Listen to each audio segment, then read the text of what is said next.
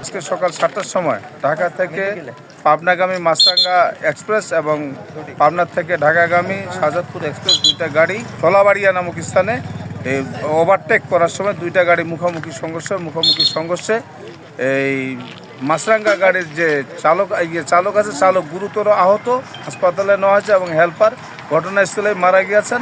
Shahzadpur ট্রাভেলসের driver আটকে ছিল এবং সেও মারা গিয়েছেন এবং ড্রাইভার হেল্পার এবং ড্রাইভার দুজন মারা গেছে।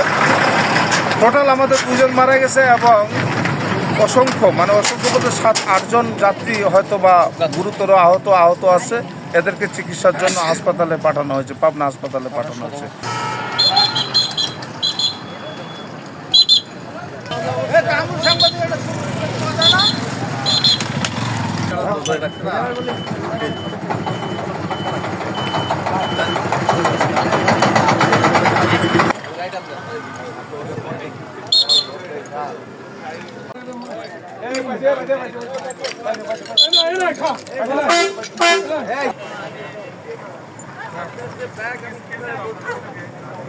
Hey!